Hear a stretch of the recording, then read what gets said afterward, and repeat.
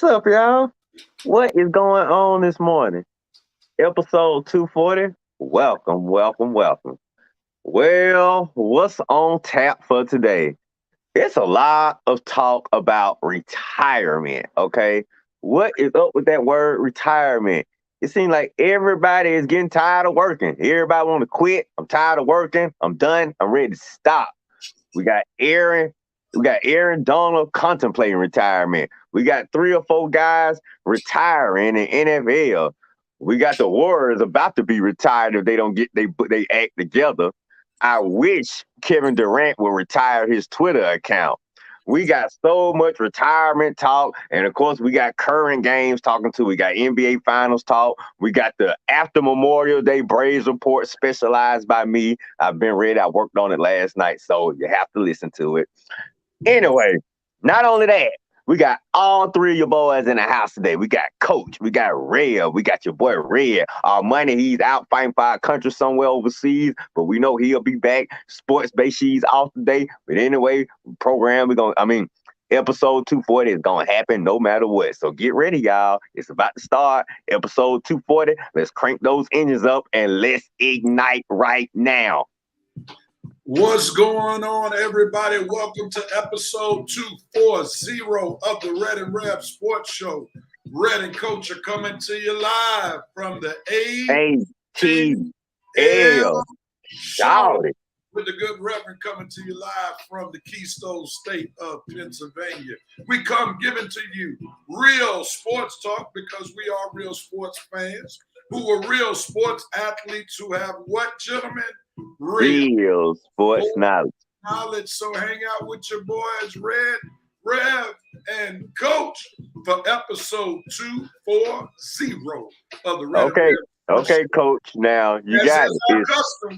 As is our custom, we turn our attention to our numerologist, Coach Patrick Thomas. What you got for us, Coach?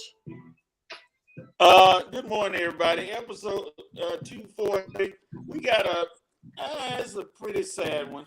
This goes out to a guy who was who played for Arizona Cardinals. He was a great defensive player. He played for several years, but he decided the NFL wasn't enough, so he decided to take his talents to the Army.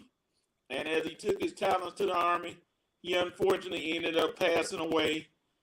He wore number 40 for the Cardinals, and he was killed in action. One of the good guys of NFL, Pat Tillman, is our 2-4. Pat Tillman, 2-4. Pat Tillman. All right, we'll go along with that. We remember him, hero who left the NFL to go fight for the country. He was very well beloved, and even in death, he became even more beloved. So, one Pat Tillman, rest in peace, brother Pat Tillman. All right, how you gentlemen doing? Good. Good deal. All right. Nice day outside. Well, I think it's beautiful all the way around. Beautiful here in PA, and glad to hear that it's beautiful in the ATL. Let's see, as we welcome Revenite Nation, let's see who's chimed in from Revenite Nation on today. Good morning, Sister Sylvia Harris. The VP is in the building, ready to slam down the gavel to begin another 5 session of the Red and Rev Sports Show, episode 240 on the way. Let go, as they say in the Dirty South. Let go, let go, let go. All right, and he's giving some love to Mama Harris. Joe Black, what's going on, brother? Glad to have you from Jacksonville, Florida, and I'm sure other persons from Riverside Nation will ultimately join us, or at least we hope they will join us at some point. With that being said, we go right into what we normally do. We open up our show with our dope, nope, and cope moments for this week. And Coach, we'll start with you. What are you doping on this week? Well, I'm doping on one Coco Golf, my friend's daughter who played in her first French Open final at the age of only 18 years old. She's only 18 and she made the French Open final. So my dope moment is for Coco Golf. Coco Golf. My bad. Oh, yeah. Coco, what's Red, up? what are you doping on? Or who are you doping on? Well, I got a few possibilities, but I'll just narrow it down to one, and the current one. I'm doping on Trey Young, who became a dad yesterday. Congratulations, Trey. Young son named Titus Ray Young was born yesterday morning. So congratulations to Trey and his beautiful young wife. But dope, Trey Young's becoming a father, and then usually, when players become fathers, they take their careers a little more serious. So I'm hoping Trey's gonna bring the happiness and the contentness of fatherhood onto the NBA court next year. Man, I'm expecting a big season from Trey next year. But definitely congratulations on becoming a father, Trey. Excellent. Absolutely excellent. All right, and I am doping on the Braves finally getting their act together. First time with a 3-game winning streak. That's why I have my shirt on today. So this is why I'm going to dope on the Atlanta Braves, since I noped on the bullpen on last week, and had they given up another lead like they did earlier this week, I would nope on them again. But I'm going to dope on them this week. Good job, Braves. 3-game winning streak. Oh, yeah. All right, Brad, what are you noping on? I'm noping on Shannon Sharp. Sometimes in life there's a little thing called too much information. Mm-hmm. And let's just say Shannon telling us that you brush your teeth 7 or 8 times a day, that you go through 52 tubes of toothpaste a year. Dude, I appreciate you trying to keep your hygiene as perfect as possible, but sometimes, dude, that is too much information. I guess we can't tell because your teeth be gleaming white on the show, man. So, but nope to you disclosing, telling us that you brush your teeth 7 or 8 times a day. Sometimes some information is not necessary. So nope, Shannon Sharp, love you, but nope on that.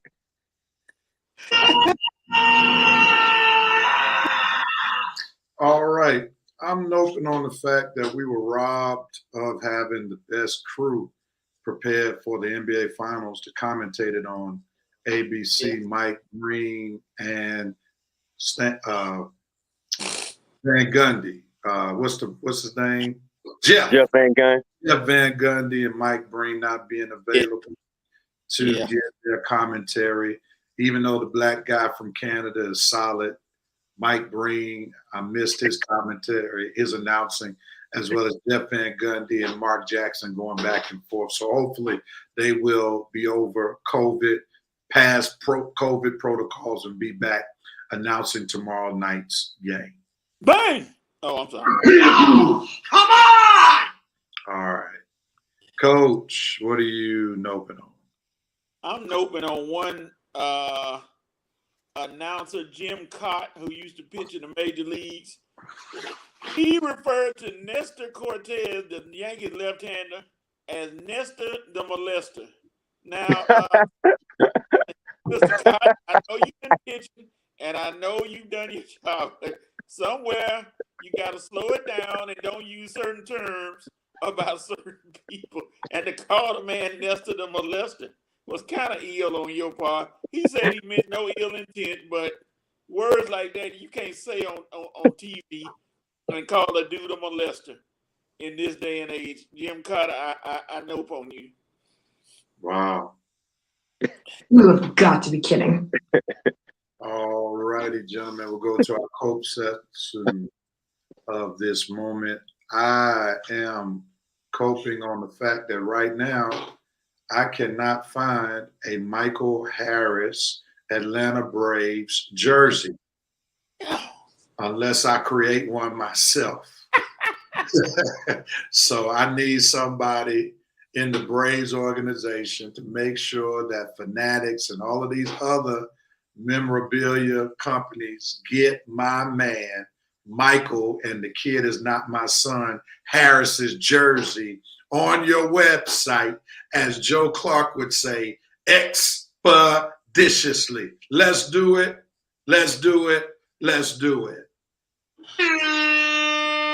Yeah, that's what I'm coping on. All right, Coach, what are you coping on? Thank you for taking my Michael Harris cope moment and just that's okay. I'm coping with the fact that Wimbledon may be in a bit of trouble as far as viewership, because as of right now, Serena nor Venus is on the list to play over there. And I'm sure that they're not going to be too thrilled that at least Serena may not be playing and drawing viewership, even though you got the young ones coming up. But everybody want to see Serena and everybody want to see Venus and certain people. But right now, they're not on the list. So Wimbledon, I hope y'all can give them an at-large or a wild card invitation or something. But right now, they're not coming.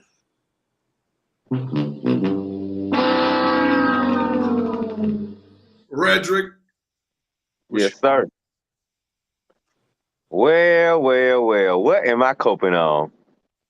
The Anaheim Angels once again. All right. Before I get to last night, let me just say the last 15 games, the Angels are 3-12, a 5.47 ERA, 3.7 runs per game. Trout and Otani is struggling. Rendon is hurt. No starting pitching, no bullpen pitching. And then what happens last night? You play one of the most dysfunctional teams in baseball, a team that just fired their manager less than 24 hours ago. And what do? You come out and lose 10-0 with your best two bats going to combine 0 for 7. That's right, Otani and Trout. I'll tell you, Joe Madden, your seat is warming up like Derek Jeter's Twitter account, buddy. Wow. Anaheim Angels, Lord have mercy. Always start off hot and then fall right back down into the Terrible. Oh, man.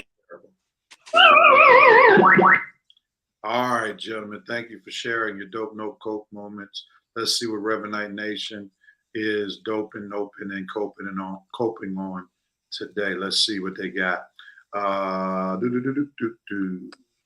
Here we go. The vice president rather. Oh man, Joe Black is still in exile. Lord.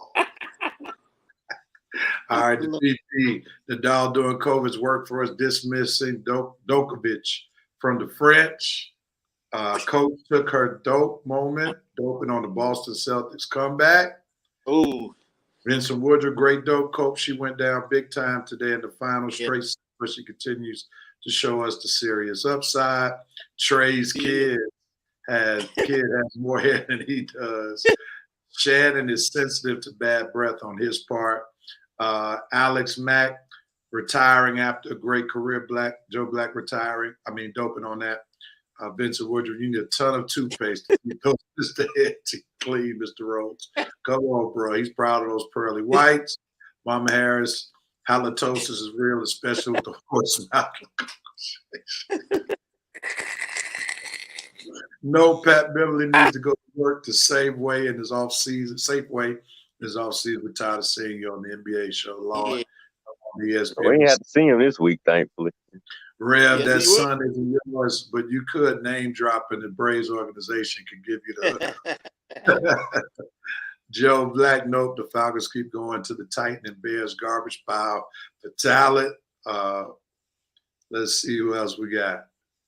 Mitchell White, I'm sure you're coming for red, doping on my Celtics, walking down the Warriors the other night, coping on my Braves, making a mid-season run, noping on the future of college athletics with Neil Deals. My.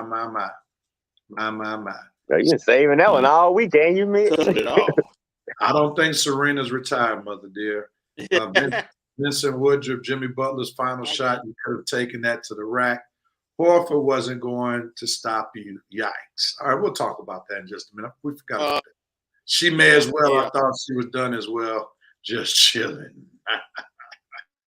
Joe Black coping on baseball players slapping each other over fantasy football. Yeah, that was crazy. That was crazy. The other one just took it. Just took it. Yeah. Derek Jeter's Twitter account is on fire. He can make a simple tweet about bacon grease smelling oh so good. That tweet will go viral. Lance Bilbrew just dropping in at a Sigma State Board meeting in Warner Robins. Represent your fraternity, sir. We are definitely glad that you at least thought enough of the show to stop on by. No. Ain't that the Sigma call? I don't think so. I I don't think so, Ray. Leave that alone. leave those fraternity calls alone, man. You might get beat up on the streets doing stuff. All right, gentlemen. Let's dig into what one of our Revenite Nation. We didn't initially have this on, but let's put it on. That's the beauty of being able to type in your topics during the show. Was Jimmy Butler's last shot televised?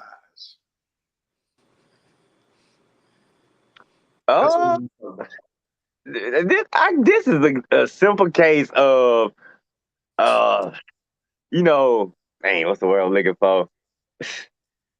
For like what had Jimmy made the shot, man, he would have been a hero all around the world. Miami would have loved him had that shot went in. He missed it. Now that's the worst shot he could have imagined. Why didn't he go to the hole? Oh, why didn't he take that shot? Why didn't he pass the ball? Had he made the shot now, and did he go to the finals, wouldn't nobody be saying nothing. Everybody be praising Jimmy Buckets right now. Boy, what a clutch shot. What a heroic moment. Man, what guts and gall it took to pull up and take that shot in front of Al Horford. Oh, we be praising Jimmy. Jimmy would be the next thing, next to Jordan right now. But, of course, when you miss the shot, it's questions, is doubting, is wondering what's going on. Like I say, basketball is a make or miss league. You make it, you get praise. You miss it, you get questioned. And that's pretty much bottom line what happened with Jimmy right here. I personally don't think it's that big of a deal. I mean, the dude, I can understand his mindset. He wore down. He's not trying to go to overtime. He can win it right here. Fine, win it right here.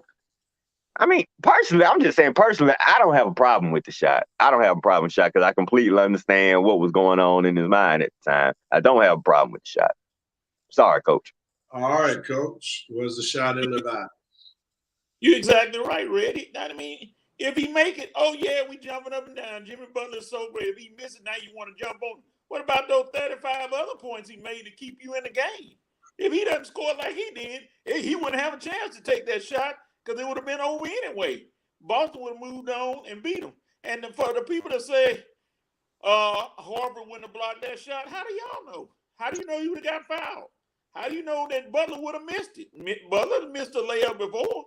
So it's a if you do, blank if you don't. So, he tried. He did what he did to try in. He had a good look. He just missed it. And part of that miss was probably due to he was so tired for carrying the Miami Heat on his back, he couldn't lift and get that shot off high enough. So, you criticize if you want, but if he leave Miami, I bet y'all won't see the finals again. All right. Was it an ill-advised shot? No. Was it a high percentage shot? No. Do I understand the shot? Yes.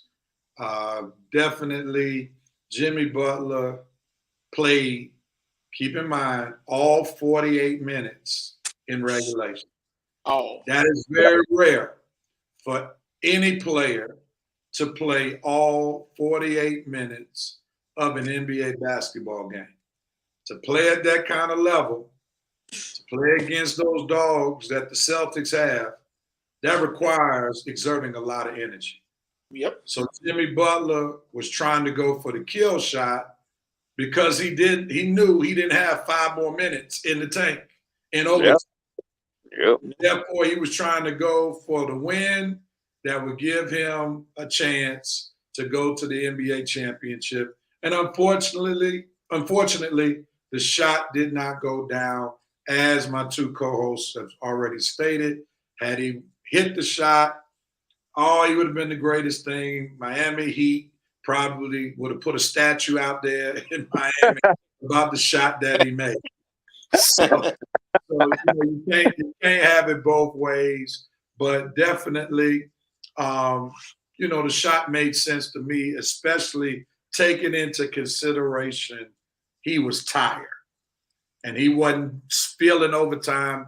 Being a former basketball player myself, I know what it feels like to know that if this game goes a little longer, I don't have much to give. So I'm going to try to end this thing as quickly as I can rather than do something that will cause me to have to stay on the court longer knowing I don't have anything to give. I think he should have drove in and got a foul. He was tired and trying to end it. Yeah. Well, he didn't really have the energy to want to go in there and get a foul. Now, Rev, I got a question. Rev. Where are they gonna put Jimmy Bucket's statue? Are they gonna put it next to D Wade's sugarcane statue? Here you go. Here you go. So Miami, Coach, Brother K's coming for you. So Miami will never see the finals again if Butler leaves. Stop it. What? Coach. What? Uh-oh. That sounds like a case comment. Tell me who on the Miami Heat team can lead them to the finals if Jimmy Butler ain't playing. I want you to tell me who on that team can lead. Definitely not Bam Bam. I tell you that. Tell me, Jerome K, since you want to jump in here, who can lead them to the finals if Butler ain't on that floor? I'm waiting on this. Oladipo? Nope. We will eagerly await Jerome Case's response. It don't take 10 minutes, Jerome. No, you tell me who can lead them if Butler leaves. All right, we're going to what's up, Kelly? Kelly in the house. Jimmy was tired, boss. That show you. Jimmy was walking the Green Mile, Vincent. All right, we'll wait on Jerome Cases. He responded. With nothing much, but he responded. He hadn't commented yet on who else could lead him. I think Jerome, just make sure, I think Coach is saying with the team that's currently constructed, who can lead them to an NBA championship. I don't think he says they will never make one, but he's being particular about what he said. You said, Coach, you said ever. I'm talking about that team right now. On that team right now, Hey, since you want me to clarify myself, I'm talking about that team right now, like Real said, currently. That's pretty clever. Jerome, the people of the court await your response. Coach is about to rest his case. No pun intended. That's pretty clever right there. All right. I think we got it clear that Coach was just talking about right now. And Vincent with the Outcast. Forever. All right. Let's move on, gentlemen. We know that KD just had a week full of responses this past week. And is Kevin Durant off the rails? First, he went for Draymond Green when Draymond Green commented that Steph Curry was double teamed more than KD was when KD was playing for the Golden State Warriors. Then he came. KD came for Stephen A. Smith, Shannon Sharp, Skip Bayless. I talked about them making the game of basketball worse with all of their commentary. So what says you, Red, about Kevin Durant? Is he off the rails? Help us out to understand more about Kevin Durant. Oh boy, Katie, man. I hope somebody told you to go to my Facebook page yesterday, because you would have saw a very special message that I left you. And I'll reiterate that message today then, since we're talking about KD. KD needs some love in his life. And I ain't just talking about any type of love. I'm talking about some real love in his life. Some real type of good living that he gonna wake up the next day and he ain't gonna forget. I mean, it is gonna be on him like a house of bricks. I'm talking about it's just gonna possess him. It's gonna have him laying on the bed, just staring up at the ceiling in a daze. That's what Kevin Durant needs right now. Kevin, boy, you need a date. You need something, dude, because, man, you got way too much time on your hand for a superstar NBA player, man. Dude, why do you feel the need to respond to every little thing that somebody says regarding you or about you in the media, man? What is up with you, dude? And then when people call you the most sensitive superstar, you get upset with that. But you just come every day. You continue to provide proof of why people call you the most sensitive superstar in the history of sports, man. You going after your former teammates. You going after sports debate. That's just a battle you're not gonna win, KD. You're not gonna get rid of sports debate. It's too popular now. I mean, you see what me and Rev and Coach do every weekend. That's something you're not gonna get rid of. Okay, so like Stephen A. said, you just gonna have to get used to it, man. Get used to it and get yourself a life so you won't even have to be worried about the media and what people say. You hear athletes all the time talk about, I don't pay attention to the media. I don't pay attention to what folks say to me on TV, the radio. I'm focusing on my game. I'm focusing on my family. KD, you might need to take that advice under attention, man, because really, dude, you just come off looking so bad, so lame. Do you even know how lame you be looking, man? When you going back and forth in the media over anything, dude, you just need to stop, man. It's amazing. Nobody in your life, no close confidant has came to you right now and told you to stop this. You're not looking good. You're making yourself look bad. Somebody told me he used to date some WNBA player a few years ago that they was engaged. Why? I believe it. I believe it. A WNBA player, not a woman that we all would date, but a WNBA player. Go figure, Kevin. That's the woman you was engaged to, man. Kevin, step your game up and step your love life up, man. And please take it to the game down. That needs to step down, dude. Stop being so doggone sensitive, man. And one more thing, buy a freaking brush. I'm tired of the naps, okay? It's about to hit me in my eye. God, I just got hit by a Kevin Durant nap. Oh. A nap. I think Joe Black put things in perspective. He said, well, you know, KD doesn't go to barbershops. He don't know about sports debates. Yeah. Hey, that's a good point, Rev and Joe. Oh, man, if y'all saw that episode of The Neighborhood when Cedric went to the barbershop, that has got to be one of the most hilarious episodes ever. Check it out, y'all. All right. Hold on. Some people are trying to check you, Red, a little bit. Red Rose, you would date Skylar Diggins if she were available. Okay, that's one for Vince. And let's be honest now, as far as the attraction, Skylar Diggins is 1% of the WNBA. And yes, you're right. I definitely would date. I would date Skylar Diggins, and I would date 2 or 3 more other ones. Swing Cash. And there's a few more in there, but you see, they don't get the popularity like the other players do. It's the other players that get the popularity, not the Skylar Diggins and the Swing Cashes. If the WNBA will market more ladies like Skylar Diggins and Swing Cash, I don't think me and Red will have a problem with it. See, or Coach. But Coach, you love women's basketball, period, so you give them a chance. Here's what Vince said. Problem is, Red Rose Scholar wouldn't date you. No, here we go. So I know you the one brought her up. How you gonna go out on me and you the one brought Skylar Diggins up? That's why. Hey, you brought her up. Sure.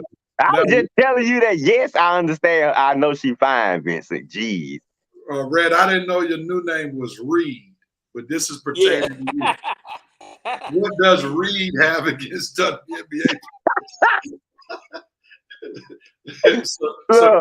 So Reed, tell us what you have against WNBA players, Reed.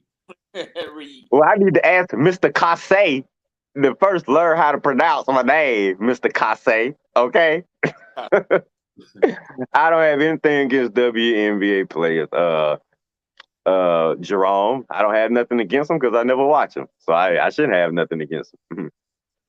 Oh, he said this is the wrong month for Red to be going in on the WNBA. Why? Kay's taking a page out of the Webster book. Why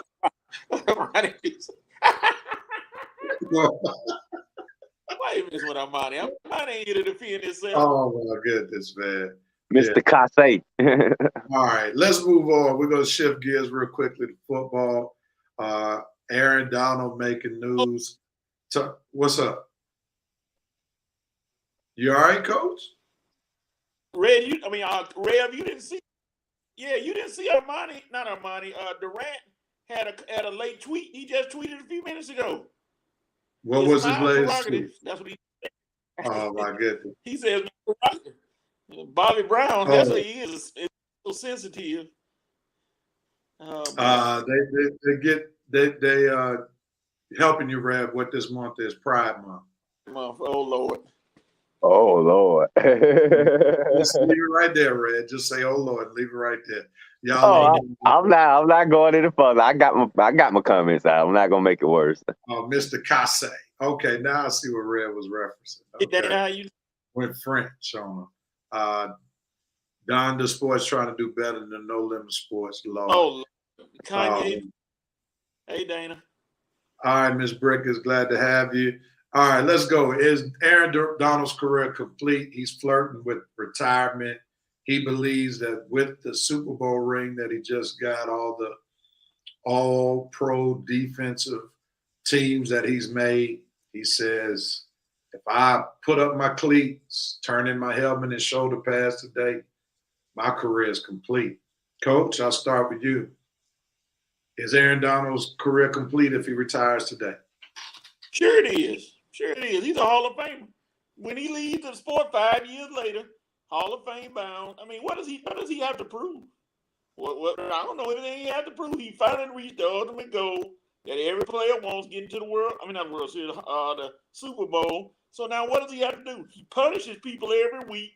He's dominant, one of the top 3 dominant defensive players in the NFL. What more does he need to do?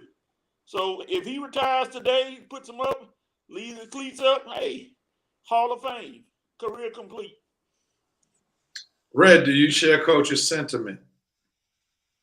I do, but I really don't want him to retire. It's just when you come across great players like that, you kind of want them to play as long as possible because I mean, when we're gonna have another Aaron Donald? So I just admired him for so long. You know me, I'm a huge fan of the NFL, and whenever I see a great player, I want to get as much as we can out of him because, like I say, once he does leave, you just never know when you're gonna see another great player like that again. I mean, like when Deion Sanders retired, I'm still waiting on my next favorite cornerback since Deion Sanders retired. I mean, the way he played, the way he covered that field, it's hard. I haven't seen anybody play cornerback the way Deion Sanders played cornerback since he retired.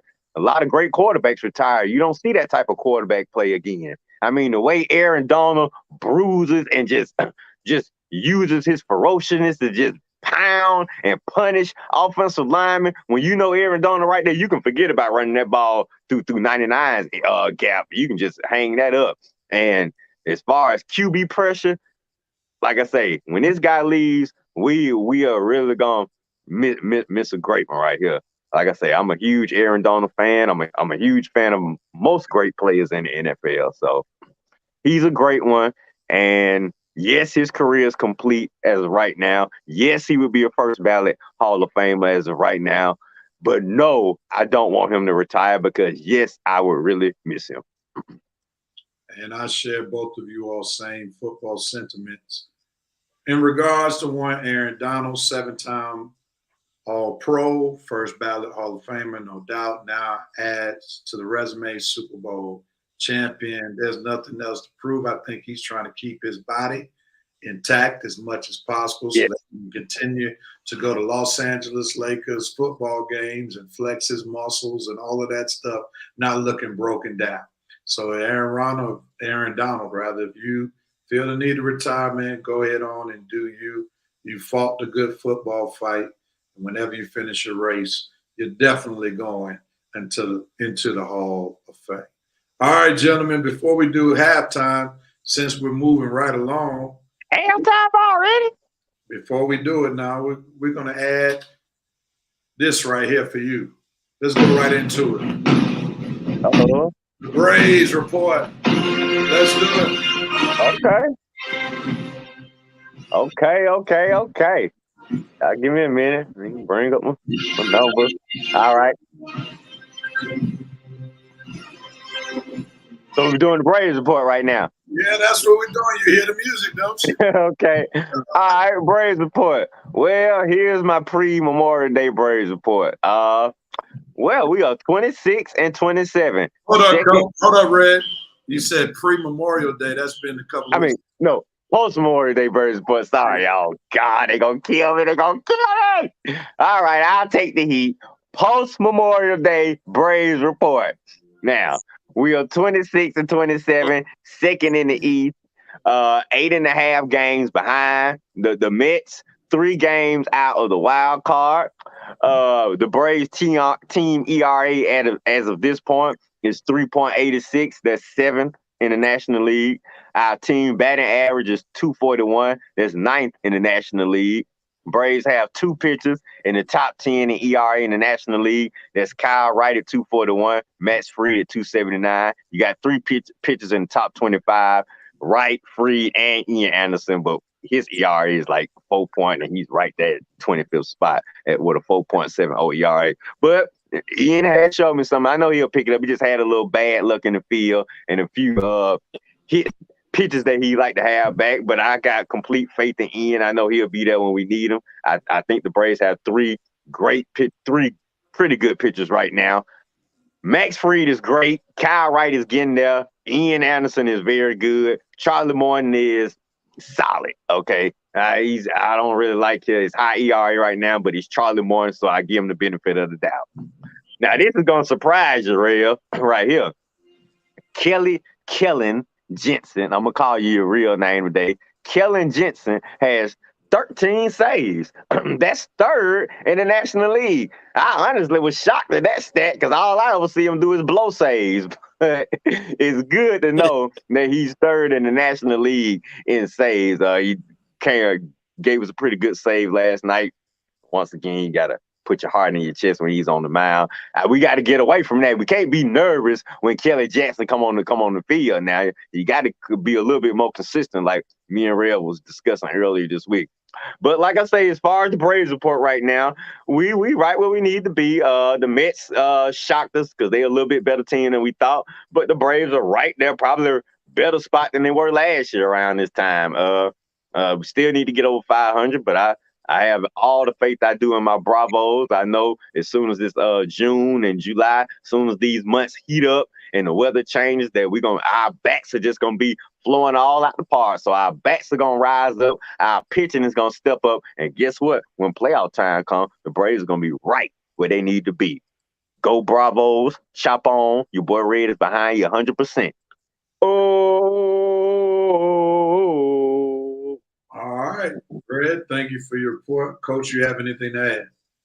I mean, he said everything you need to say pretty much. They right there.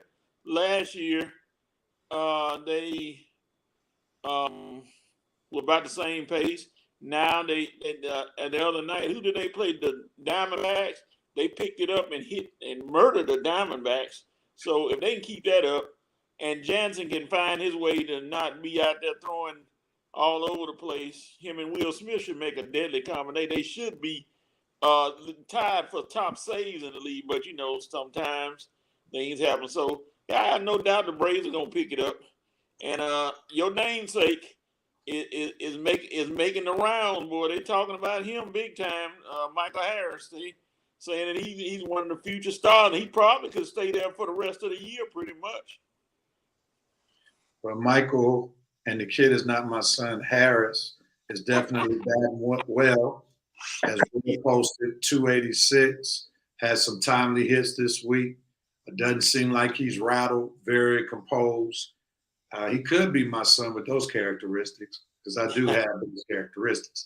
But nevertheless, I'm glad to see that he's doing well. And I'm glad to see that the Braves have somebody that Black kids in Atlanta can identify with. Acuna and Albies are dark skinned, but they're not African American. And it doesn't help that when they do well in games, well, Albies can speak English.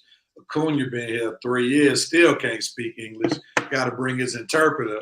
That makes his viability in the community not as good, because he can't speak the language. He just have no idea what he's saying after the game. You can't send him to the elementary school, the high school. That's too much money to be paying an interpreter right there. Yeah, you got to send a translator with him. Yeah, exactly. So we definitely need a Mike Harris to just be a star, because that would be really helpful, all jokes aside, for the Atlanta Braves being able to market the team to the Atlanta, Atlanta children who a lot Boy, of. you got two guys, real. You need to bring Swanson back too, because Swanson, you can market Swanson locally and you can market Harris locally. Maybe you market Swanson out in the north side.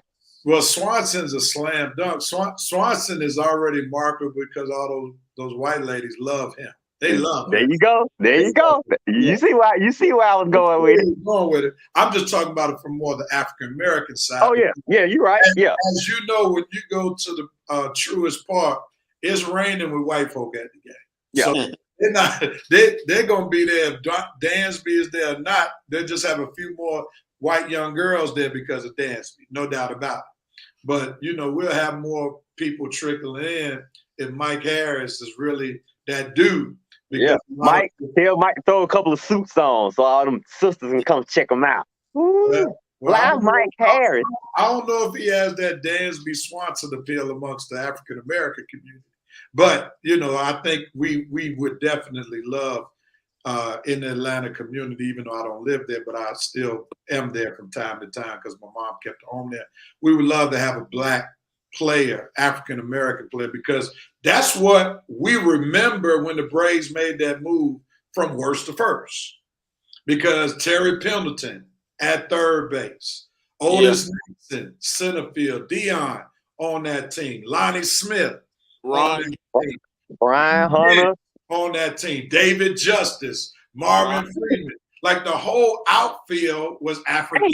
And a lot of black players. And then they brought in Fred McGriff following years. Fred McGriff.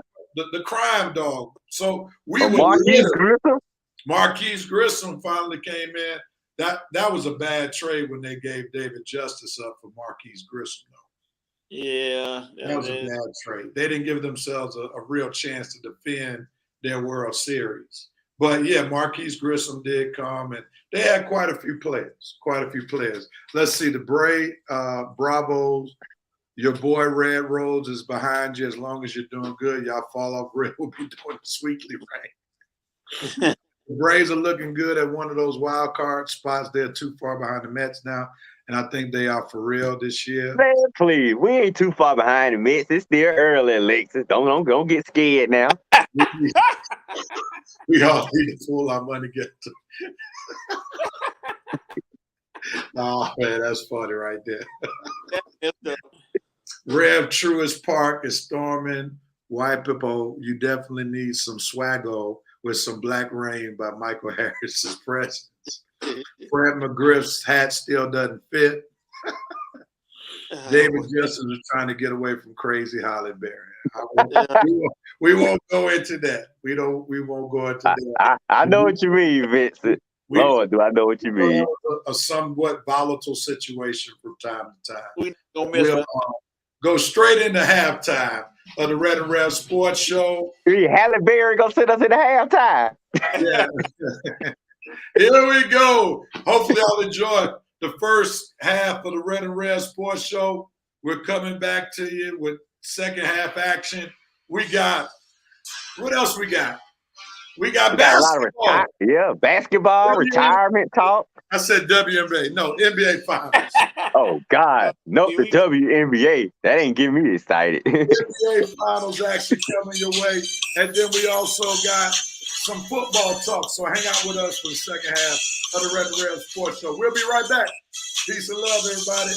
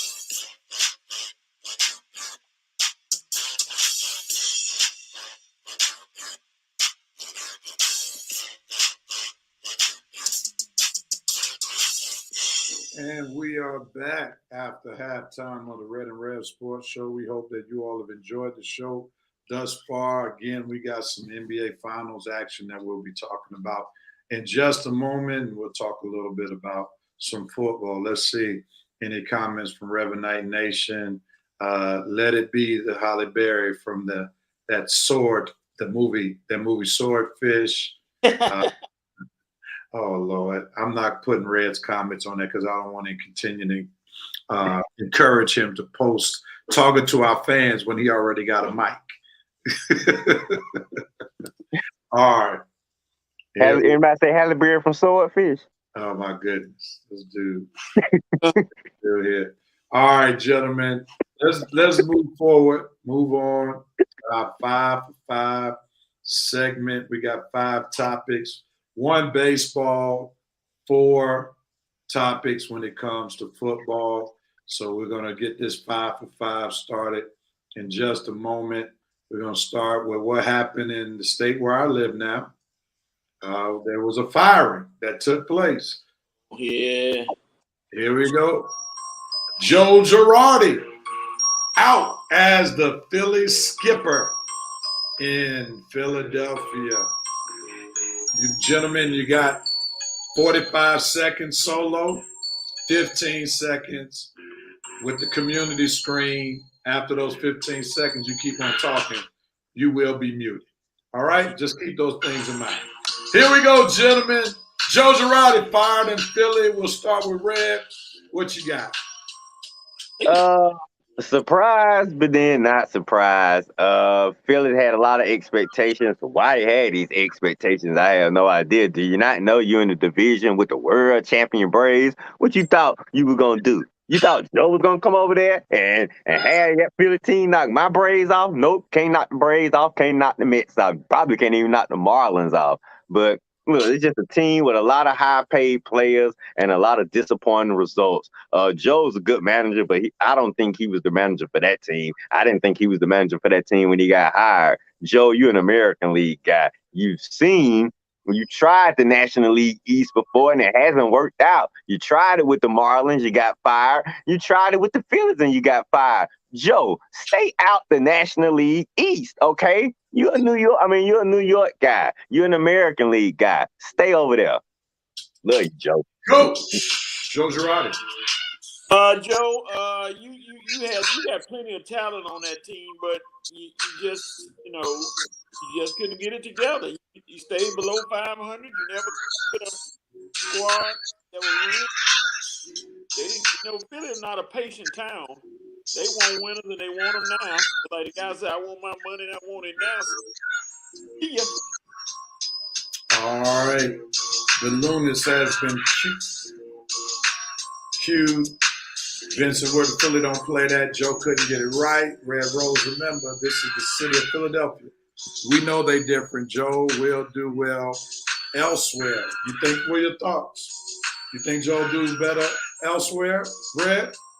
Yeah, like I told him, NL East not the division for him. He need to go to the American League or at least stay out the NL East. Yeah, he can do a better job somewhere else. I just don't think of Philly was the right team for him. I mean, if you're going to come back into managing after leaving the Yankees, the Philly last team I would go to. Yeah, it's a tough place if you're not winning. Great place if you are winning, you play hard. They love their players whom they love, and they despise the players whom they despise. Not much middle ground. You either love or despise here in the city of brotherly love. Joe already got enough gray hair. I mean, boy, he's going to have white hair after a while. No doubt about it. All right, gentlemen, let's on to the next topic. Here we go. Unfortunately, running back Marion Barber passes away. He had some bouts with mental health illness, been arrested a couple of times. He unfortunately passes away on yesterday. Coach, what are your thoughts about one Marion Barber? Barber's one of those tough, dependable running backs. He did well, especially when he was in Dallas. He was a mainstay there, and then he got traded. But it's just so unfortunate to watch guys, well, people in general losing their life so early because of certain things. It just is so, it's kind of sad looking at it. And you like, 38 years old. You need. I know y'all are close to 38, if not 38, over 40 maybe. But like me, it's just sad to see somebody that young pass away. Such a sad occasion. But Mary and Barbara, rest in peace. Red, your thoughts? I second everything Coach says. It's always a sad situation when you see a young man passes away, especially a young athlete who we all felt probably had a promising future, or at least a future that he shouldn't be gone from so soon. Like you say, he was a pretty, like Coach said, he was a great, change of pace running back during the Parcells era when he coached the Cowboys. Very well respected player. He got traded away from the Cowboys, and career took a dip after that point of his life. But like I say, very well respected player. Sad situation because he was just 38 years old. Like I say, he'll be missed. He'll be remembered. It's just a sad situation when any young person passes away at the age of 38. Vincent Woodruff says, rest in peace, Marion Barber. CTE is real. Sad rest in peace, Marion the Barbarian. Again, sad. That was his nickname. And after he played with Dallas, he had a little stint there with the Chicago Bears for a little bit.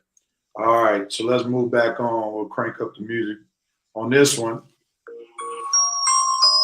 One of the Falcons' former players, the center when they made that Super Bowl run, Alex Mack, retires. Red, what's your thought about the Mack attack retiring? Go.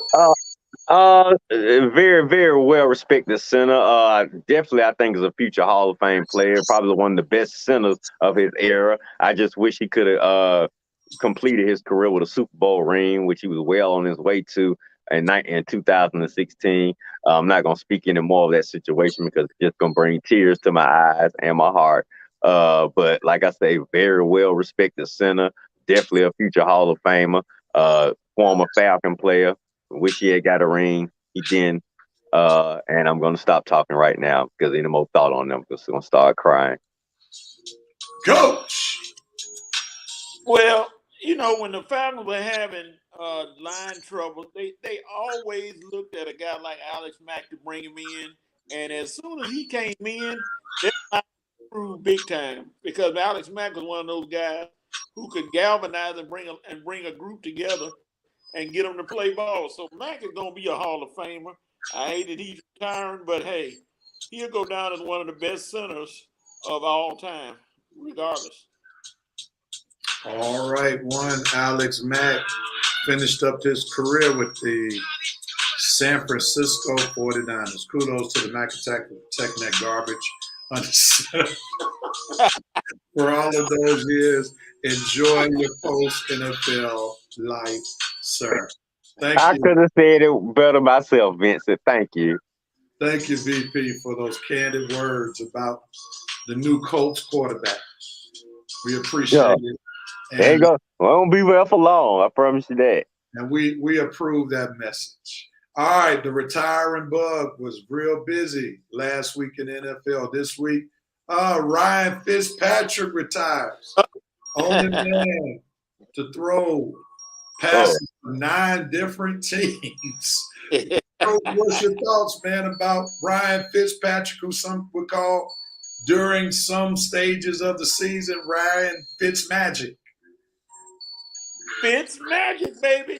Every time he touched the ball, it was magic. Unfortunately, it wasn't magic to get anybody to a Super Bowl, but hey, he knew how to spin the rock, and he threw for a bunch of yards. And if they caught the song, I forgot who sings it, Traveling Man, this is the man right here. This is a true nomad. He never stayed with a team long because anytime somebody needed a quarterback, they called Ryan Fitzpatrick. He was like, I'm happy to come. I ain't gonna get you to a Super Bowl, but I'm gonna win some games for you. That's all I'm there for. And that's it. Good luck, Ryan, in your retirement. I got a feeling it won't be long or somebody gonna call you. Red, Ryan Fitzpatrick retires. What you got? Like I say, Coach said he was Fitz Magic. Well, don't forget, Coach, for a lot of teams, he was also Fitz Tragic.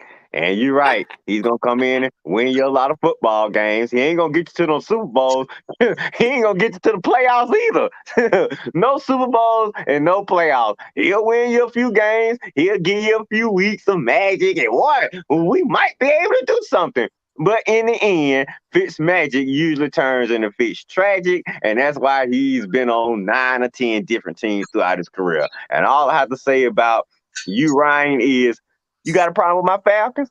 Why you couldn't give my Falcons a shot, man? You gonna play on all these different teams? We could have used you a little bit too, just to give me a little hope for 2 or 3 weeks and to disappoint me at the end. Hey, I'd be used to it. That guy that just left us been doing the same thing for 14 years. So enjoy your retirement, Fitzpatrick. But like Coach said, I think this may not be the last we see of you. Until quarterback get hurt, a team's losing, they might give you a phone call and something to tell me you're not gonna shave that beard off right away. You'll be ready to play again. So just stay by your phone, Fitzpatrick. When I see the NFL a whole year go by and you don't play, then I think you're retired. Well said.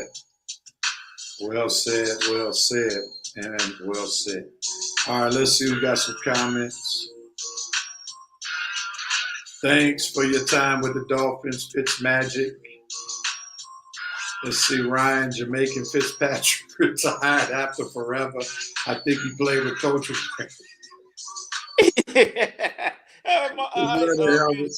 Kudos to Mr. Harvey. He understood the assignment everywhere he went. Great job, Ryan.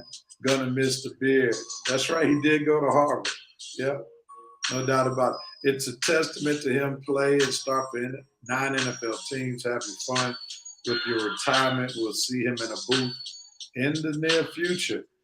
I love it when Red Rose poo-poos on folks' parade. No one does it better.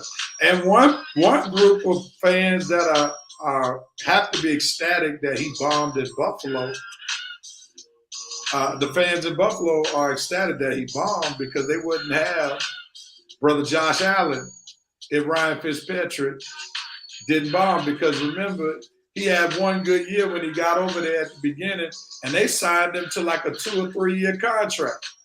And then eventually the true Ryan Fitz tragic came up on the field, and then they eventually found him another address, which paved the way for that young stud, Josh Allen, to come and lead the team now. So I'm sure Buffalo fans say thank you on a lot of different fronts to Fitzpatrick not being so good, because Josh Allen is 100 times better than Fitzpatrick would ever dreamt about being. All right, last one. Running back Frank Gore retires from the NFL. You sounded surprised. Red, jump on it.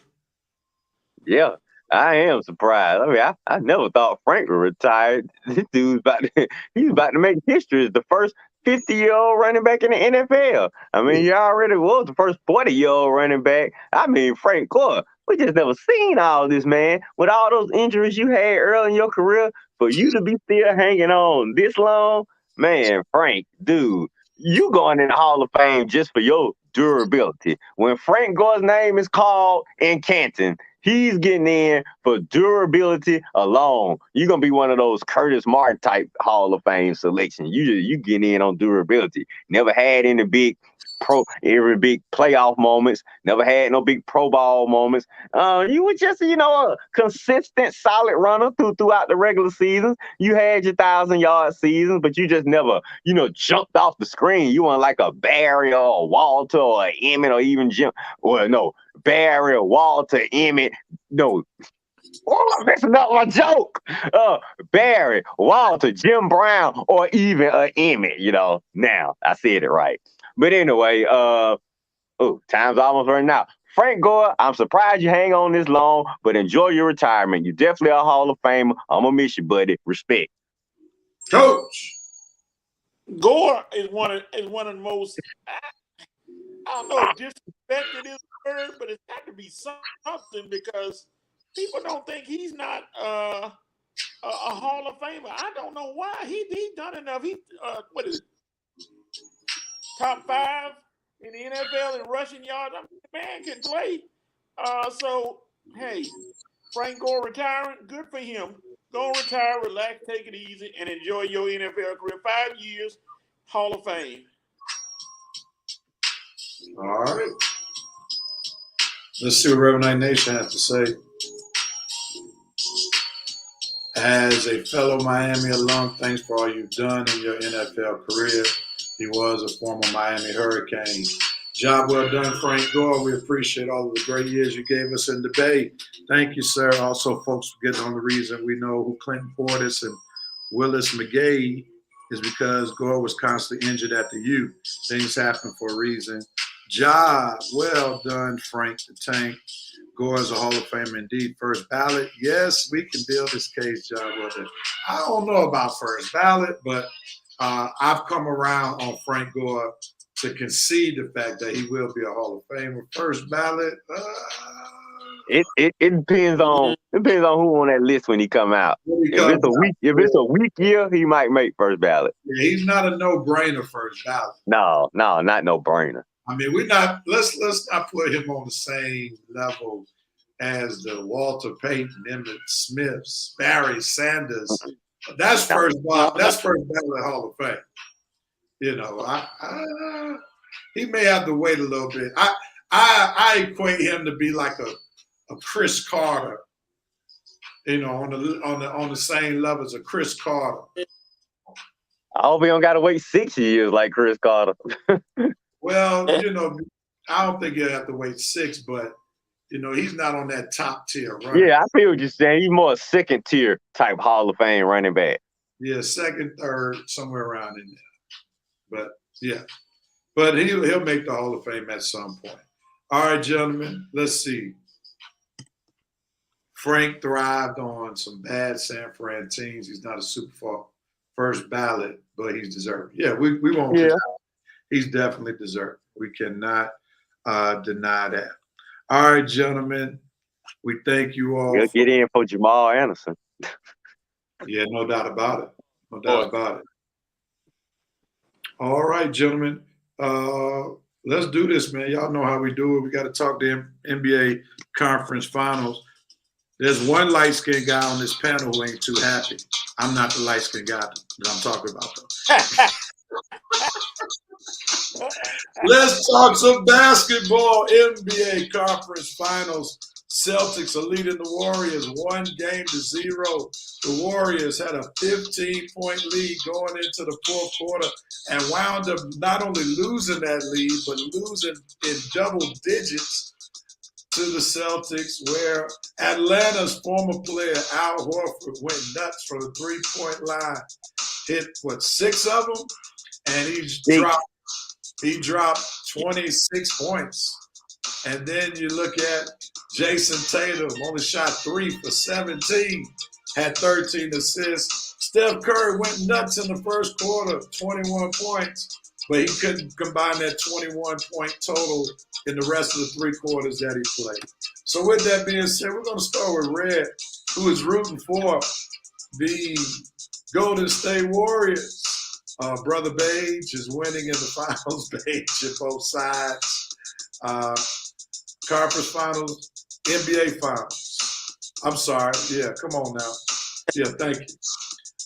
Maurice Throw, I know you hanging on every little thing since you're on Bitter Boulevard, since you're Miami Heat went home. I know you on edge on every little word. I understand. He said Bitter Boulevard. That was a good one, Ray. Mitchell White is in the house. You knew he would be back for this conversation. Yeah, we know Mitchell just hanging around for the Celtics talk. Yeah. Celtics had a 27-point swing from the end of the third quarter. Dub just ran out of gas. This will go 6. Who you got winning in the 6th, Brother VP? Al Horford, the hero. Now, Red, you had Golden State winning this in how many games? I think 5. All right, so clearly I believe your 5 total has changed. I would believe that changed. Has your winner of this series changed after what you saw in game 1? No, it hasn't changed, but it's a little concerning. I just say that. What As in, concerns did you come out of the game one with? man, I see now why I want to play. I see why I want to play Miami in the finals. And I see now why Real. I see what Real was warning me about, man. Real, once again, your prognostications come to fruition, man. Lord, Lord, Lord, have mercy. I mean, I guess I saw it coming because the way Steph was going off in the first part of the game, they never really had a big lead on Boston. You would see after the end of the first quarter, they was only up by 4. At the end of the second quarter, Golden State was down by 2. Then they came, back with the humongous third quarter, and even still after that, they was only up by like 11. It's not like they was up by like 20 or 30. They, even still, I probably still would have been worried. But man, if Golden State gonna punch Boston with your haymaker, and all you can do is have a 4-point lead after 1 quarter or an 11-point lead after 3 quarters, man, that ain't gonna be enough. That is not gonna be enough. Okay, Boston is one of them jokers. You have got to knock the out. You got to knock them out, and you got to put your foot on their throat, and you got to keep your foot on them until they are completely destroyed. This team is no freaking joke, and I can admit that now. Mitch, man, this defense ain't no joke, man. They bombarded Kevin Durant. They bombarded Giannis. They bombarded Jimmy Butler, and it's looking like they about to bombard the Splash Brothers. Man, I hate the Celtics with a passion, but you just cannot deny that they locked down nerve-wracking defense, and the way Mr. Neil Long got these guys playing, man, the way he put put them guys in check. I mean, you got to give Mr. Neil his credit. You got to give Nia Long her credit for that little dance celebration she did supporting her man last week. Like I say, the Celtics, man, they ready to play. They coming with some fire. And Golden State, you better be ready. This is a must-win tomorrow for Golden State. If Golden State lose tomorrow at home, this ain't going no more than 5 games. This might even be a sweep, man. Golden State, you have got to step your game up. Steve Kerr, you're getting out coached by Mr. Long. Come on now. Come on. I need my light-skinned crew back and ready. Tomorrow gonna tell me everything I need to know about the light-skinned crew versus these Celtics, man. But the Celtics, they playing and they are for real. And if Golden State don't get their act together, what's gonna happen? My worst nightmare is gonna come true. That the Celtics gonna get that 18th ring before my Lakers. Yeah, dog it! Come on, Golden State. Coach Shadoka is going to be one of the greats when it's all said and done. Steph is going to have to play the entire game, every game, and Draymond is an offensive liability. That's what Mr. Celtic has said. Vince has said Mr. Long got them boys playing. They're playing with house money. The Dubs won't be swept, but they won't be able to withstand the ferocity of the Celtics. Sister Dana Brickus, the West Coast light-skinned brothers in trouble. And now, Maurice Thrower said this: Al Horford won't shoot like that again. Also, Golden State better be aware of Jaylen Brown in the fourth quarter, as he's becoming quite the late game sniper. I'm going to hold off on my comments. I'm going to let Coach go with what he has to say, and then I'll respond to maybe this particular statement that Brother Thrower made. What you got to say, Coach? You want me to talk like Stephen A and just start yelling and screaming? No. One thing that people are forgetting, Jason Tatum was 3 for 17, and they still won. You think Jason Tatum gonna shoot that bad again? No. No. He ain't gonna shoot that bad again. So, of course Al Horford might not do it, but maybe so. But you got a guy, a silent assassin like Derek White, who they keep letting wide open, and he keep making them pay. Keep on leaving that young man open. He's there for a reason. He ain't there best for a season. He's there for a reason. So, and I really hate to do this, but I really don't. Could somebody tell Draymond Green to get down and pray every night to be happy that you're on the Golden State Warriors? Because if you weren't on the Golden State Warriors, you would be a nobody you with your 5-point average. You'll be a nobody. But they carry you, and you do some things. I ain't gonna take away from your motivation and all that. But you look kind of pedestrian the other night too, buddy. And your scoring ain't gonna be able to be more than Jason Tatum, as Jason Tatum has one leg broke and one hand broke.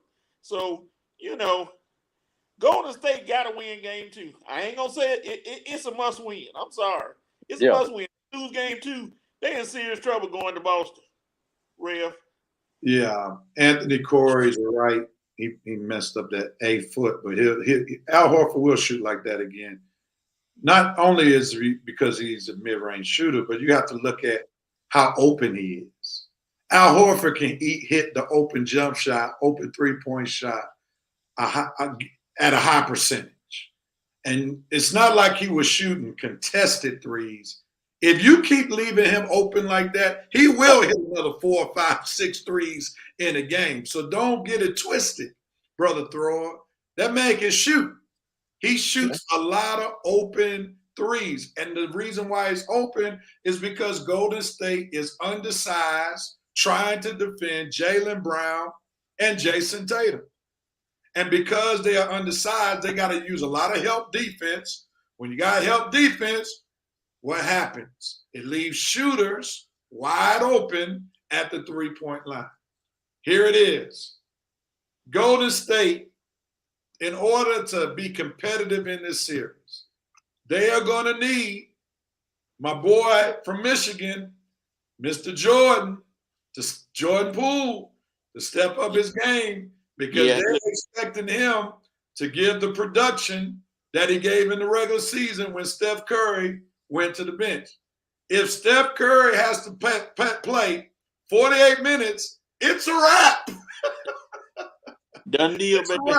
Because within those 48 minutes, he has to run all over the place to get open, to handle the ball. Then he has to play defense. Yep, that's killing him. He can't rest on nobody. Nope. Ain't no Matthew Dellavedova on Boston where he was resting against those Cleveland teams. Yeah. When LeBron was there, ain't no Matthew Dellavedova over on that team. And ain't nobody on Cleveland's bench. They just coming off the bench when LeBron go to the bench that you can just relax on. Man, Steph, they took his legs away. He didn't have nothing left in the fourth quarter because he hadn't played too much defense. He was so wore out. And that mouthpiece all hanging out his mouth, man, put your mouthpiece in you don't be walking around with your mouthpiece hanging out like that unless you up about 20 points, man. Put your mouthpiece in your mouth, put your big boy pants on, and let's play some defense, Steph. I'm sick of this, man. I'm sick of the Splash Brothers getting exposed like this. I tell you, y'all embarrass me tomorrow night, I promise me. I am going to get a Splash Brothers a rant like you ain't going to never believe next week. You better not do, Teddy. Get it ready. It's coming. It's coming. See, here's the other thing. I think you got to give some grace to Klay Thompson. He's not the same player. Nah. Yeah. Let's just be real about it. You can't come back after the 2 injuries that he had that were both season-ending injuries for 2 years in a row and expect him to be vintage Klay. Those days are over, man. Klay can still shoot the rock with the best of them, but what Boston's going to make him do is put the ball on the floor. He's not as comfortable having to create his own shot. That's what makes his defense not like it was either. Yeah, exactly. He's not. Think about it. He had 2 major leg injuries. Mm-hmm. So that's not a good matchup to have to play against Jaylen Brown, Jason Tatum. Not them young legs. Can take the ball to the cup. Both of them can create their own shot. That's not a great matchup for the Golden State Warriors. Even Grant Williams or Marcus Smart gonna give them trouble. I'm saying the Boston got way younger legs than the Warriors got, and the Warriors' young legs they not effective enough to be getting minutes like the Boston young legs. And let's not get it twisted. Let's not get it twisted. Draymond Green was tired too. Yeah. He got all the players. He was trying to say the politically correct stuff in that press conference, but he's looking at all these guys that can bang with him and don't think nothing about him. Al Horford took him in to the blender the other day. just backed him down. Then you got Grant Williams, who don't care nothing about him. Then you got Robert Williams, who don't care nothing about him. And Yeah, that's where's the big time Draymond at? Where's that ferocious guy that was terrorizing and bullying all those people? Dude, you ain't nothing but a little punk when you get exposed, man. I am so sick of Draymond. He ain't nothing but a punk when he get exposed. You can bully the smaller players or the players that ain't got the experience or ain't got the ain't got the experience, ain't got the muscle, ain't got the guts, the body you up. But man, you go up against Boston guys, dude, you are nothing. They ain't intimidated by you at all, man. With your little bitty 6'8" self and your triple single points, man. 5 and 6 points here. 6, 8 rebounds, 5 or 6 assists. Man, get your scrub, garbage, trash behind out of here with that, man. That ain't gonna do nothing. You better step your game up, man. We need points. And that's the key, really, to Boston on defense. Let Draymond be wide open. Yeah. You don't have to really rotate until he becomes a bit more. Draymond is not the Al Horford for the Warriors. They wish he was the Al Horford. He ain't nowhere close to the Al Horford for the Warriors. Well, let's also do this though. As my man, brother man, I don't want to call him Miss Nia Long, like Coach Udoka. Coach Udoka. Udoka. Ime Udoka. Coach Udoka. As we give him his props, and he's done a phenomenal job. He's coached against NBA championship coaches and is holding his own. We got to give props, and I know Mitch made mention of this earlier during the week, but we got to give props to their former coach, Brad Stevens, who put this roster together. He knew what this team needed. He knew what he was struggling with when he was the head coach. And you saw one of the first things he did was he got rid of that little small point guard, Kemba Walker. Not only him, he got rid of Dennis too. Got rid of Dennis Schroeder during the middle of the year. And guess who he got for him? Al Horford, who was in basketball purgatory in Oklahoma City. They were paying him not even play. And then Brad Stevens went and got him. So Brad Stevens is the brain that put the team together. Udoka put the team together on the court and being able to get them to have chemistry. But Brad Stevens was definitely the mind to put that team together because he knew they needed a good guy in the locker room. And it doesn't get any better than Al Horford. Al Horford is a great locker room guy. So, Red, let's do this. Brad is in the front office right now. Yep, that he is. Yep. Green's age has caught up to me. His mind is more athletic than his current body. I think Draymond on the low is preparing for his new career because he's on a whole lot of podcasts these days. I think he's trying to prepare for his next career. Man, think Hawks fans thought Dennis Schroeder was the future point guard. I did. I'll admit that. Red was never high on Dennis Schroeder, Corey. So you're talking about what I like. He's on my Hawks team on NBA 2K right now. Dennis? He's coming off the bench. Oh. He's coming off the bench. For real? Oh, man, I'm so glad we got past him.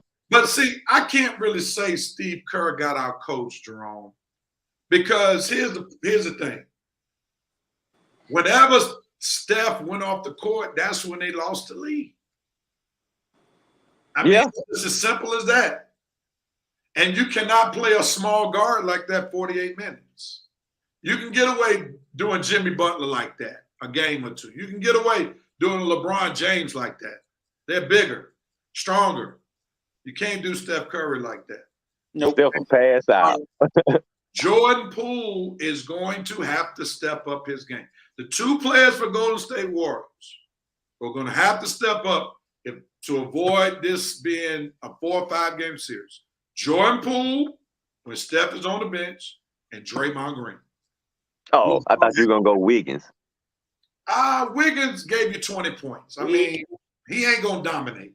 He's going to give you solid game. If you get anywhere between 14 and 20 with Wiggins, That's good. Yeah, you're right. You're right. Complain about that. That's right. Red Wiggins is Anita Baker giving you the best that he got. That's all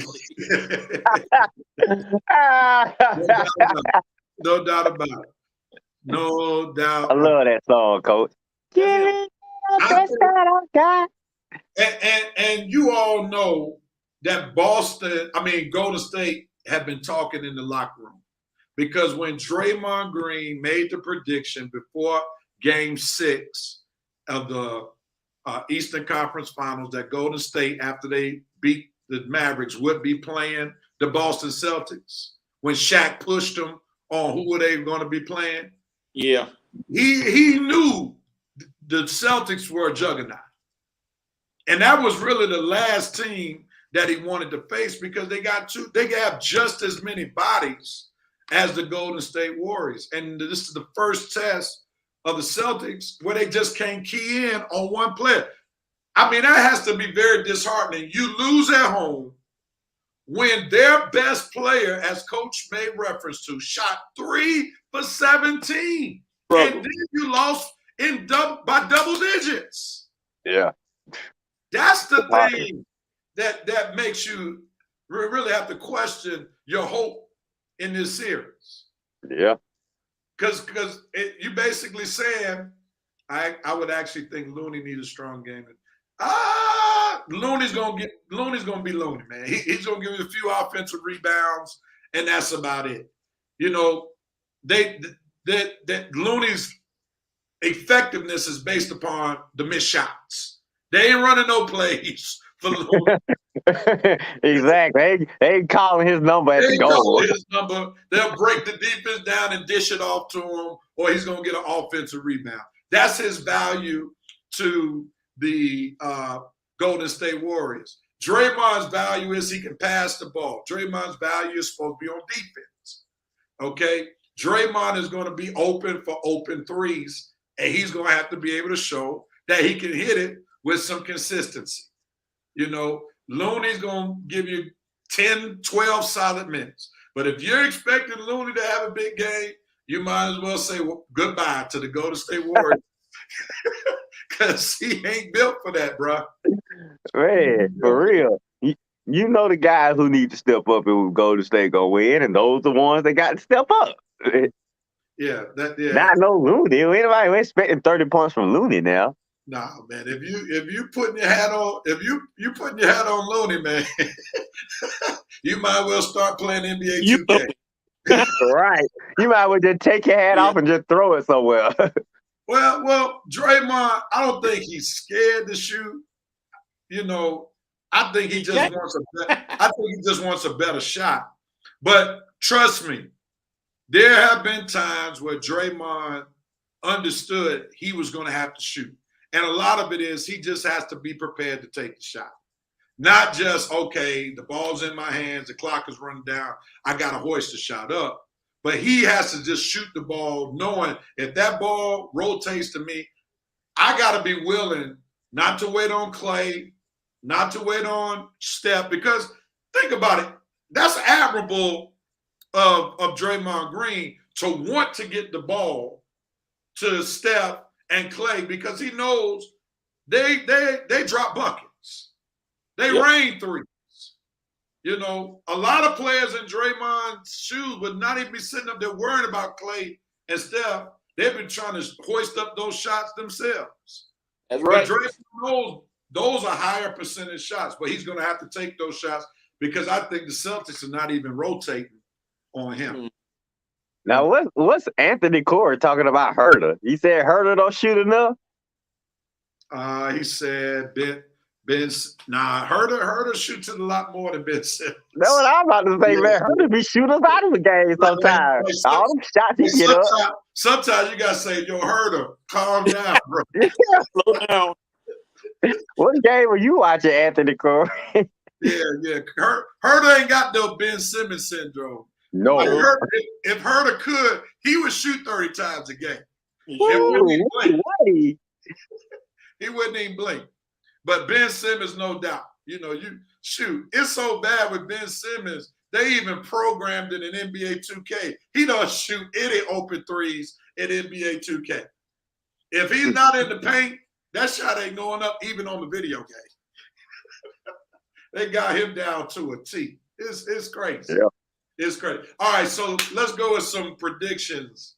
So, Red, you're not going with 5 anymore. Nope. What you got? Warriors and how many? Well, judging from what Boston doing, and I know how, I think I got a pretty good feel on these two teams now. I guess I'm like everybody else, real. It's going all the way with my team. Hopefully, taking advantage of the home court this time. But we gonna have a repeat of 2016, and hopefully this time Steph will make the right play. But I got 7 games, Warriors in 7. Okay, Coach, what's your prediction? Let's see. Before 2015, here go the Warriors right here. I don't see nothing. That's right. You didn't see the Warriors fans because they were high, like they weren't worth nothing. But as soon as they won, here they come. Oh, I've been a Warriors fan forever. You don't know who Chris Mullin is. You don't know who Mitch Richmond is. You don't know Monte Ellis. Yeah, you don't know nothing. But now they start winning 2015-16. Yeah, I'm diehard Dubs. Diehard, shut up. Diehard nothing. It's going 7 games. The Warriors are going to lose, unfortunately. I feel bad for Steph because I like Steph. I like Clay. I don't like Draymond. I like Iggy. But the Celtics are ready. Udoka, he is a man on a mission. And they said when a man first time coaching in the finals, the first time coaching, have won pretty much most of the time. So we'll see. Game 2 going to tell a lot. If Golden State don't come out there and melt down and destroy the Celtics, like Sweet Daddy Williams told JJ on Good Times, y'all in trouble. Now, Coach, you said you never did give us your prediction though. That was beautiful. I said it's going 7 and Boston gonna win. Oh, Boston gonna win. Okay, you kind of put that in there. You said Coach Udoka on the mission. Well, I think he's finished that mission, Coach. Neil Long said yes. I think the best assessment I've seen is, except for the 7 game, he says it's gonna go 6. The Celtics are going to be their worst enemy right here. Like I have to agree with Anthony Core right here. That's why I'm still saying Celtics in 7, because the Celtics are going to be good to let 2 games away at home. They get complacent. Yeah, that's why you're right. And that's how I think Golden State will win at least 2 games, because Boston sometimes can't appreciate success.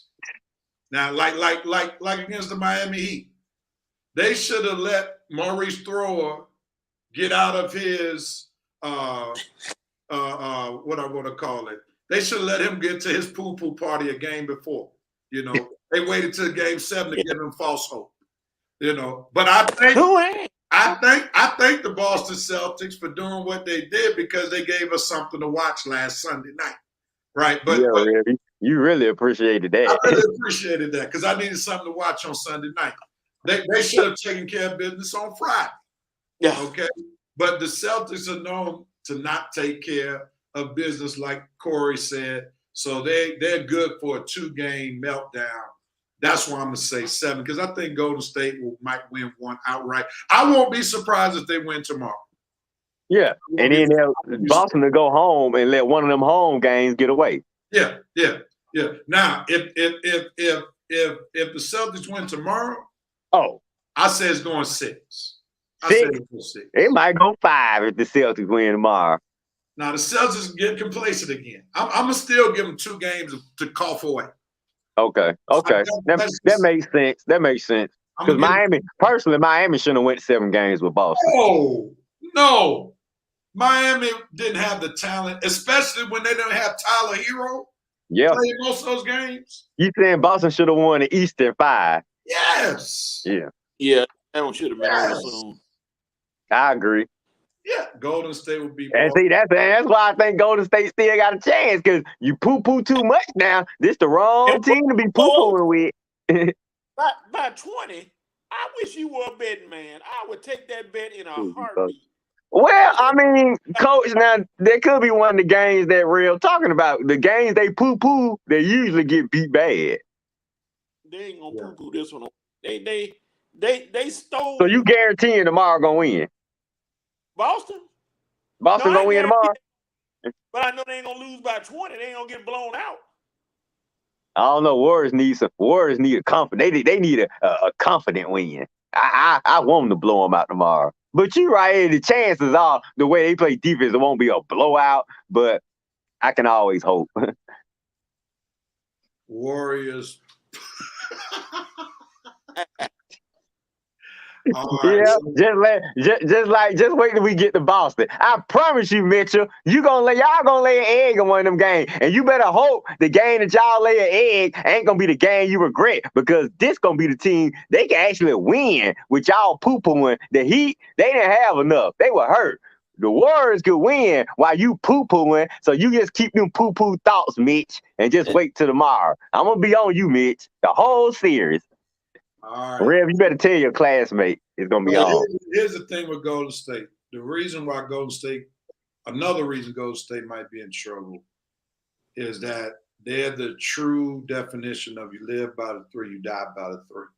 And I think Steve Kerr was spot on the other night in the press conference where someone was asking him, why are there so many huge swings in the course of a game? Yeah. Where somebody's up 15, then they lose a 15-point lead, and somebody else up 12, and they lose that. That's what happens when you get three happy. Those are not high percentage shots. These guys make them at a huge clip, but those are not quality shots when you are up 12 and 14 points. That's crazy. That's when you go to your 2 point. That's what I was trying to tell Mr. Case the other day when he was trying to call me the old man who's the get off my lawn guy. You lose games like that. When you just keep hoisting up threes, you up 15 points. Yeah. So you want to run clock, get the ball to the paint, make them foul you. So every time you come down the court, you got a chance to at least get points from the free throw line.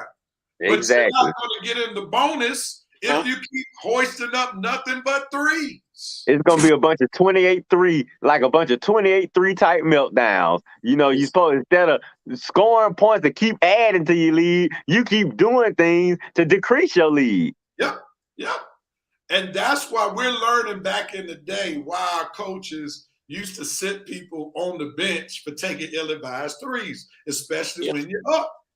You know, like they take more threes in one quarter now than we probably shot in a month of games back in the day.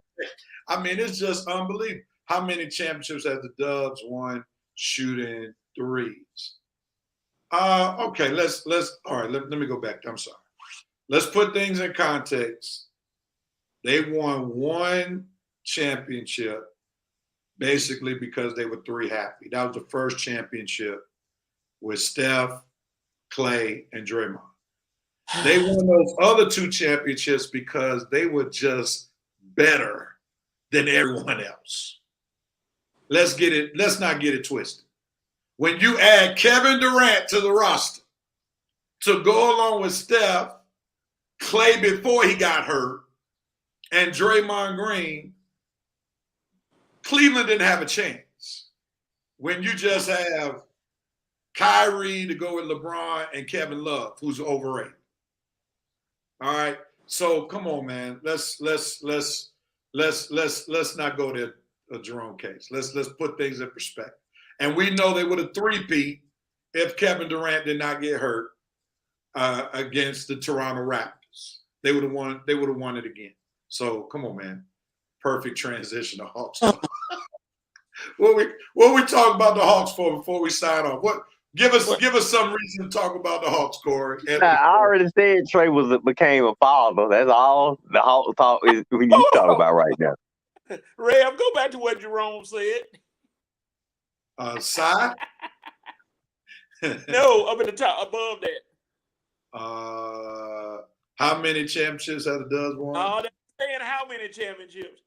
Oh, let me take that down. Ho, ho, ho, ho. Merry Christmas. Come on, Jerome. Get that W in there. Get that W in there. All right, gentlemen. We're going to wait for Anthony Corey to tell us what the Hawks go, what we need to talk about the Hawks. I guess he was just joking. But Yeah. I think you were joking, Anthony. There's nothing Hawks related to discuss. They haven't made any big trades yet. The draft hasn't happened. No Hawks discussion. Put the Hawks to sleep for right now, which is what they did in the first round. all right, who has the right to do what, when, where, how as we get ready to conclude this show? Who wants at it first? Let's see. I guess I'll go with it. The Falcons, you have a right to keep all this positive talk up. I am loving what I'm hearing from the coaches. I am loving what I'm hearing from the quarterback. I'm just loving what I'm hearing from this Falcons offseason since the draft. I never thought I'd be as pumped up for a Falcons season after the draft than I was before it, but I am. And we're going to see, because Terry, you definitely made some real interesting picks, and we're gonna see if the coach can just make all this, put all this in the pot and just mix it together and see what we come up with. But I'm loving how our new quarterback is sounding. I'm loving what our coach is saying, how he's not gonna let this season just be one of those seasons, how he's gonna fight for every single win this season. The Falcons, you have a right to live up to everything you saying since the draft. That's what you have a right to do. Because if that happens, the Falcons might have a surprise season. It feels good when you don't have Matt Ryan around. You actually have hope. And that's what the Falcons are giving me. Hope. So the Falcons, you have the right to keep it up and to keep giving me hope. Thank you. Coach, who has the right to do what, when, where, how? Jerome Case, you have the right to get a cellular phone and not post your comments while typing on a typewriter, where you keep making all these errors. My God, every sentence you put on here pretty much has an error in it.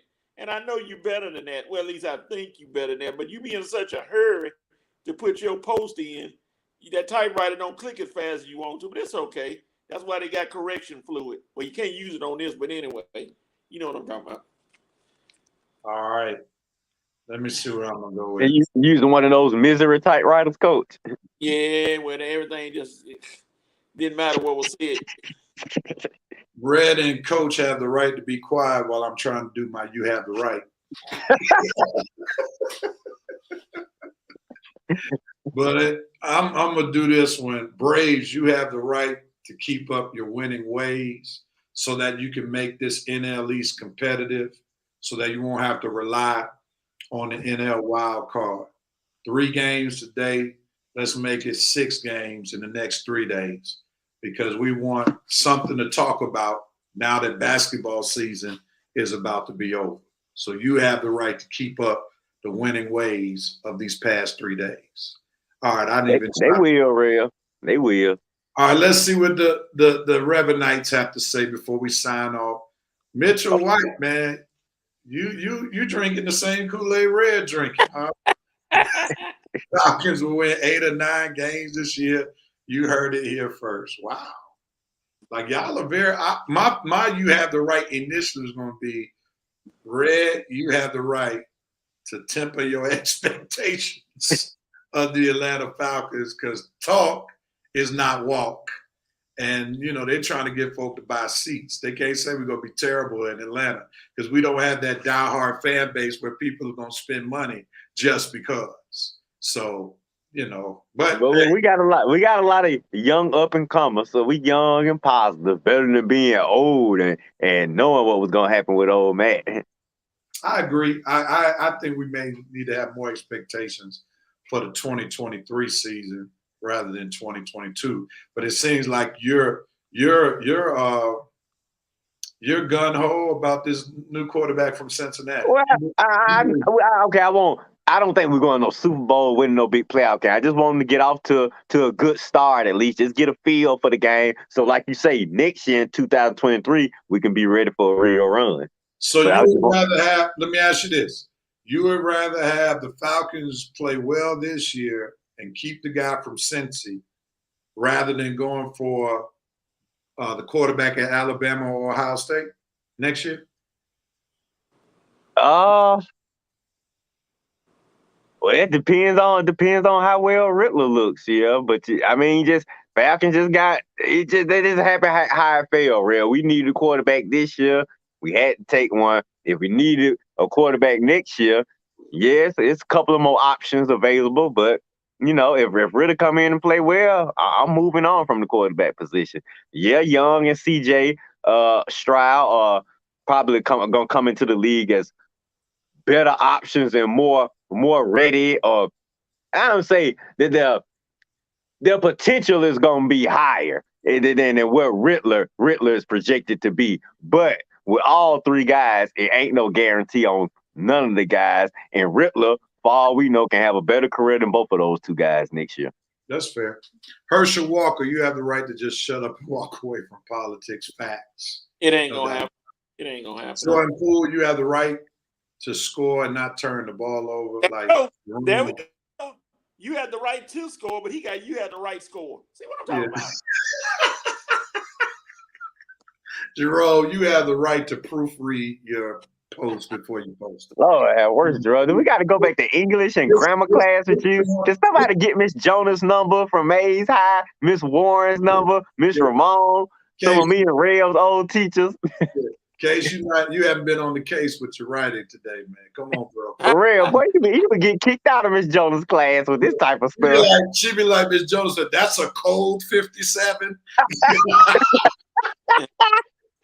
You remember all those codes she used to have? Yep, cold red, Jerome Casse. She'd be that's a cold 23. He sounded about as bad as Biden. I'm some of those people. Wow. Wow. Red Rose, the Falcons have the right to let you down once again. Hey, Coach, we have the right to buy Jerome J. Case some Mavis Beacon type. See, here we go. Oh, boy. Now, Rev, see, Coach, he wants to play the game. He's going to have to play it right. Woo! Woo! All of them were right. Woo! Falcons have the right to not have any more catchphrases. Oh my God, that's good. I like that, Anthony Corey. That was boy, Corey, you on point today, buddy. Hey, you need to come on the show more often with these statements. VP ready to slam down to end another 5-session Red River Sports Show. 240 in the books. Have a safe weekend, people. Fast and physical dive with the brother. Yeah. I trust Dean Pease and Arthur Smith in the second year. This team way better than last year's team, talent-wise. So, I trust Arthur Smith. I don't know about Dean Pease. But y'all do recognize the Falcons had a terrible schedule last year. Let's be real about it. Yeah. That terrible schedule. The schedule's a little better this year. So we'll see. Rev, you have the right to stay with those ATL teams. She's one of my members at my new church. No new fans. Have a great Boy, Miss Brickers is your most popular member at your new church, ain't she? Yeah, man. She's a phenomenal lady. She's battling the illness and she still presses on. And I love you, Miss Dana. Love you keeping red and check up there and feeling. Stay on them, Miss Dana. You have the right to leave Matt Ryan alone. Matthew Ice. Hey, Indy gonna be leaving him alone after 1 year. Watch. Corey said he heard it last week from Smith. Sally tied those catchphrases. I don't blame you, bro. They will be a light-skinned brother. They will be. Okay. Light-skinned brother to win this series. But Alexis, I know you're trying to be funny, man. Come on, get the sentence straight, man. Alexis, we're gonna have to get on you too now. Guys, I'm glad that you acknowledge that, Brother Case. I appreciate your honesty and your self-reflection today. That's very big in your case. Incident makes no word.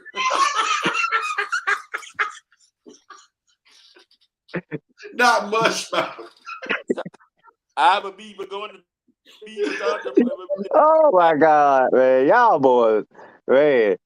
When did episode 240 turn to the comedy fest? Oh man, we about to get out of here. Let's read this last comment. Miss Briggs said, I love you back, Red. He dies the most at times about we got to see. That's what happens when you talk about your pastor, Miss Brickens. The Lord didn't let you get that right word out. It was supposed to be does, and you put dies. But the Bible says, touch not my anointed, and do my prophet no harm. Oh, Lord. That's even David messed up to let Rev drop a Reverend Night post on you, man. That's what you Miss get. David, you got to get him. That's what you get. The Lord didn't let that come out straight. He rebuked that statement. Everybody, thank y'all so much for watching episode 240 of the Red and Rev Sports Show. If y'all enjoyed it, tell somebody about the show. Share it on your social media pages. Come back and check us out. Same time, same Facebook page. Everybody have a safe weekend. Be blessed. And we'll be back with more real sports talk next week. Peace and love, everybody. We're out of here.